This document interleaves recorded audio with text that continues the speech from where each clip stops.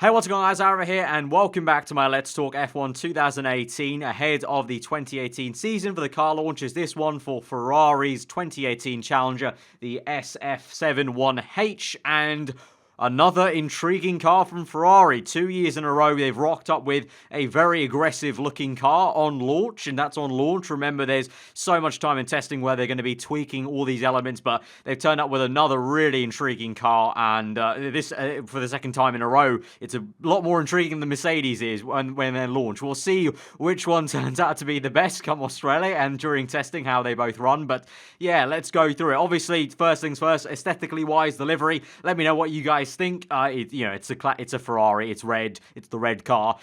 Less white. A lot due to the fact they parted ways with Santander as a major sponsor. So there's pretty much no Santander anymore. So anything that would be usually there is now removed. So that opened up a lot more red space on the car. There's also talk. There were talks they were gonna maybe be sponsored with an e-cigarette. Potentially that might be like a one-off sort of thing at Monaco, perhaps, or stuff like that. Because there's a lot of red space where they could potentially put on some one-off sponsors, so we'll have to see. But I mean, there's not really much else to say. It's always going to be red. It's always going to have a touch of white here and there, and it has the Italian flag on the shark fin. There you go. Let's get into the actual air analysis then, and get to these very interesting side pod areas of the new Ferrari car. But actually, before we get to the side pod area, which you can see we've mapped out, and there's quite a lot to talk about there, let's move it forward though to the front of this car, because this is a very intriguing front end. They've gone and actually copied some stuff from McLaren from last year. Now, McLaren had these little slot gaps on the front of the front wing on the side faces to try and cut drag. Air obviously can pass through these slot gaps and then will be accelerated and shot to the underside of the car. That can be affected as it goes downwards towards the under tray, which obviously is underneath here. You can't see it from this angle, but the under tray is housed right there underneath where the driver sits, and also affected by these winglets underneath, these turning vanes underneath the suspension. So any air that passes through doesn't make it quite through this part of the nose or this side of the front wing, will go through these slot gaps. And obviously during a corner, if you imagine if the car is moving from, let's say, if it's moving towards us, towards the screen on a right-hander, air is going to be jutting through at that angle and will perfectly go through those slot gaps. And then you've got a little entry point for the S-duct, which is there. Obviously nothing new. A lot of teams now have S-ducts, but yeah, a nice little copied detail from the McLaren team. And I just circled this nice little detailing they've got on the front wing, you know, little extension of these little flaps there. They've got a little connection point and just this tiny detail. And as I mentioned in the Mercedes video from earlier today, for the top teams, it's all about these little details rather than major overhauls like we've seen with other teams like Haas and Williams, which both evidently actually copied last year's Ferrari design. Whereas Ferrari now, well, obviously they've got an evolution essentially of what they had last year, but they've also come up with some new stuff themselves, mainly this entire area, which is very intriguing indeed, and kind of just makes it look at and just go, what on earth is going on there? So they've got three different sort of, well, it looks like inlets, but it's actually just two different inlets and one sort of wing housing, if you will, on the front of the side pod. Tiny main inlet, so probably just as small, if not maybe a little bit smaller than Red Bull. So fair play to Ferrari. They've rocked up with some ingenuity there. So tiny main inlet. They've now got a secondary.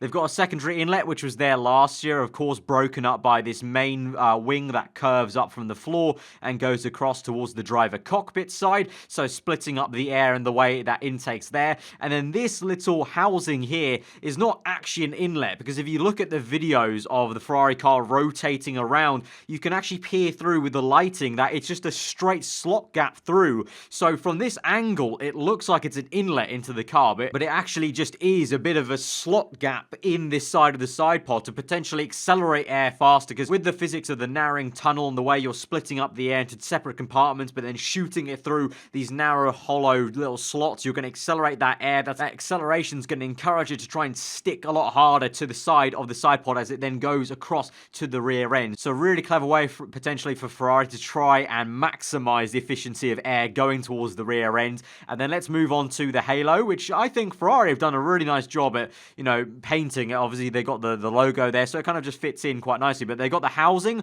like we've seen with a couple of teams so far. Obviously, Sauber was the main one we saw so far, but a housing with a little winglet itself, with attached with these tiny little pillars, which are in turn are going to be themselves a little bit of vortex generating. But in terms of the way they've lined it up, we'll see on other angles, they've also got a main lower T-wing. Now, this is the third team to really do it. Mercedes also did it, so you can count that as 4 teams, but that was quite a tiny one. Whereas Ferrari have gone for the full hog, almost spans the entire rear wing width there, pretty much 3/4 of it, half and half there, attached to the double-armed connections to their rear wings. And if you'll see on other angles, it's almost lined up in a way where I think what they're going to try maybe potentially do is, hopefully, I think, send some air from the halo and try and trickle it towards this area where effectively the T-wing is going to help the underwash part of the rear wing, so the air flowing underneath the main plane of the rear wing, and that extra upwash air going underneath the rear wing helps the entirety of that wing work a lot better to suck down that car, push down that car, as you create a better pressure differential between the two sides, top and bottom phase. But if we move back to the bargeboard area, then again, if you compare top-down pictures of the Ferrari car, but also if you just look from here, essentially, if you compare it to last year's car, like I said, evolution. They've kind of neatened up areas where they had appendages before. They actually had 2 double-element wings here before last year. I don't know. That's the thing where maybe they've launched it like this and they may add those back onto the car in testing, but obviously they would launch it with a reason in mind, so they've kind of cleaned it up a little bit maybe, and maybe they've found more performance working in this kind of housing of these 2 slot gaps rather than working in these 2 wings. Also, what they've gone for with the tinier side pods, maybe they just don't need as much air working harder in this middle section, and they've sleekened up the floor in terms of they pushed it a little bit back. They've managed to sculpt these barge walls a lot more intricately, and actually if we look down the top end view, they've been able to neaten up the entire area and push it a little bit closer to the actual main body chassis of the car. But as we go through here, obviously being the Ferrari car, I'm expecting there to be a lot of new viewers maybe who aren't familiar with these videos before, so if you haven't seen any explanation of, just the general gist of what they're trying to do. So with the front wing, nothing new and, big to shout about with the Ferrari car in terms of the actual area itself of the front wing, pretty much just evolving from where they ended up at Abu Dhabi testing last year, but they try and force the air to the outside here with these cascade elements and the flow control devices, trying to create a strong vortex here on the outside of the tire to try and clean up turbulent air as it comes off the front wheel, and trying to clean that up. And with these vortices, they're hoping as it goes towards the end of the car, trying to smoothen out that entire area, either going to the outside here, or some of it may find its way to these bargeboard end plate elements on the side pod and then be worked out. But you can see here, underneath this winglet would be that new little housing we saw on the edge of the side pod. Now, what I think they're doing, because I do think it's hollow, I might be wrong, but from angles I've seen on the videos, it looks like it's a straight hollow pass-through and not actually an inlet itself into the side pod. So it looks like they're just trying to accelerate air potentially right on this crucial edge where you get this turning of the side pod. So you really need to make sure the air is sucking down onto this section of the car so that it can carry forward down towards the side pod, down towards this entire area of the diffuser. This gap is very crucial between the rear tire and the rear wing, trying to create a suction point here. Obviously, they've kind of simplified it for the launch, but there will be slot gaps. Vortex generators have you right in front of the rear wheel to help that efficiency, to try and make that entire rear end a lot more efficient. But as we move back forward to the car, you can't see it from this angle, but there's again those McLaren copy slot gaps. So this is what I was talking about. If the car is moving in a corner, air will be coming in from this awkward angle, but it will go straight through the slot gap and go underneath the car, hit the under tray, try and find its way through to the rest of the car. Here you've got the entry points for the S duct, and so that will come through and air will be passed over. Injection of the air is going to help smoothen out the airflow as it goes towards this now even more crucial part. Obviously, it used to be just the driver helmet. Now they've got the halo, so the smoother the air they can get it to the halo, the better. And then the halo itself now has that fairing treatment, that winglet. And this is what my theory is, that I think with the fairing, the way they've got it heightened out with the T-wing, I think what they're going to try and do is hopefully send some air across and make its way to the T-wing. Obviously, naturally, even without the halo, air would have been passing through to this point of the car, and so it will hit the T-wing. The T-wing will help the upwash, and with the rear wing itself, that upwash will be increased, and the efficiency of that upwash will be increased, and that will overall be suckering down the car on the rear end. We look at the front view of the car, you can get a better idea of that really tiny inlet. This top line here is actually the breakage point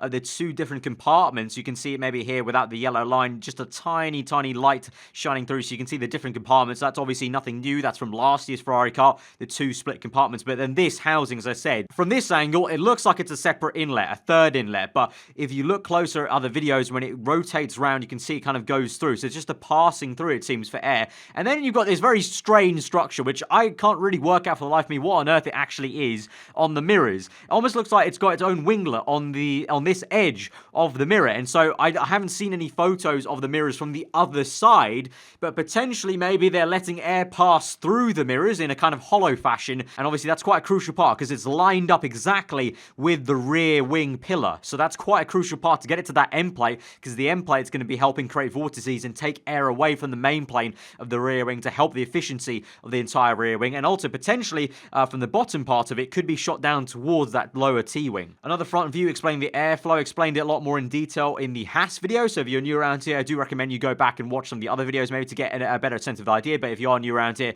that's the general gist of the airflow. In green here, you can see the different kind of compartments of this car. You've got the turning vanes right underneath the suspension, moving air and trying to get that to the bottom part of the barge board. Then you've got the top part of the barge board, moving air to this entirety of space where it's just free for the air to flow through to the back end of the car. And then you've got this area, this very weird L-shaped almost area of the car, where from this side you can maybe see that it isn't actually a compartment, because you can see the rest of the side pod there due to the way the lighting is. So it is just a pass-through slot gap for air to be accelerated through to potentially maybe stick a lot better as it goes to the rear end. But then you've got this, again, the double split that a lot of bottom teams now have copied. And this is what I mean now by the entirety of the halo to T-wing maybe relationship. I feel like potentially that's maybe what they've gone with, trying to kind of jump air delicately towards that bottom T-wing. The way the T-wing curves downwards suggests potentially that's what's happening, because the halo's angled downwards, of course, so the air will be going down. So that's why they maybe angled the T-wing lower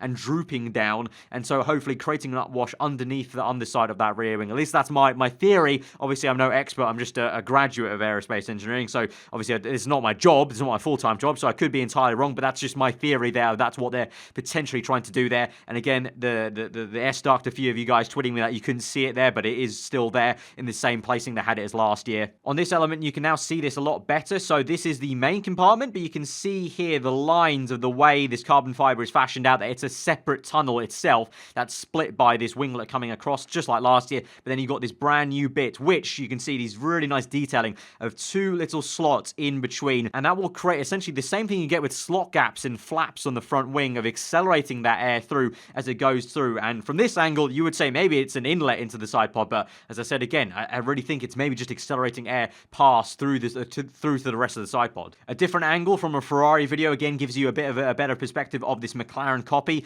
of cutting drag on the side face of the front wing, and then you've got the usual turning vanes there, and that is the rather large gap actually from this angle of the S duct. So the S duct will be housed within this entire structure and will bring air from here and inject it to the top side. From this side view, nothing really to else say that I've already covered in the video. Again, you can see that weird housing of the side pod, but you also notice the rake of the car. If you don't know what that means, obviously it's higher at the rear end and lower at the front end. Now, typically Red Bull being the best at creating a real big rake between their car, the biggest height difference between the rear and the front, and it means the front wing can be as low as possible to that ground to work as best as it can. And so Ferrari this year, compared to last year, definitely have raked their car a little bit more aggressively than they did previously. Also, talking about the wheelbase, for you are asking in the Mercedes video, the Mercedes has not changed its wheelbase. It has kept the exact same wheelbase as they did last year. They've opted for that same strategy, if you will, on the entirety of their car, whereas Ferrari have increased their wheelbase. Ferrari were known for the shorter wheelbase last year,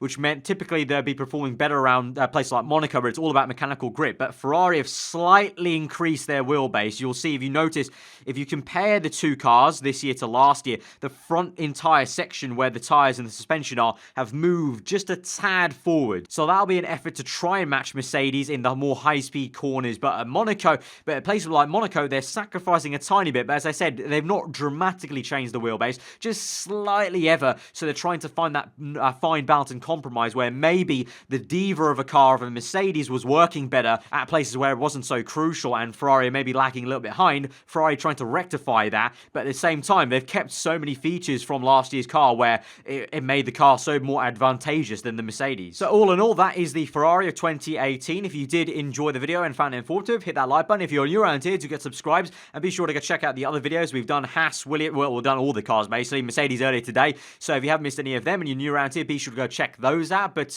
this was the Ferrari analysis. Let me know what you guys thought of the car in terms of livery wise, but also the actual shape and the aero wise. Are you guys excited as I am? Once again, kudos, Ferrari have rocked up with a really aggressive looking car and intriguing one, definitely the most interesting maybe, especially compared to Mercedes that were earlier today, which showed up with a very similar looking car to last year. Whereas Ferrari, yes, it's similar, but they've definitely evolved it a lot more than Mercedes have done. And I love the fact that, you know, it's been a long while since Ferrari really started to innovate. And since last year, it seems like they're really trying to push out the box with what they're trying to do with aero, and trying to, you know, catch up and be ahead in many regards of Mercedes on the aero front, in fact. So yeah, let me know about all that good stuff in the comments below. If you are new around here, do get subscribed. We're going to be doing McLaren tomorrow, of course, and then the rest of the cars as they launch, as we start preseason testing. We do an F1 podcast on this channel every single week once the season's underway, so that may interest you. And if you look around, we do a lot of F1 gaming stuff, so that may tickle your fancy if you are new and you're an F1 fan. But yeah, I've been aarava. Hope you enjoyed the rest of your day, and I will see you guys next time.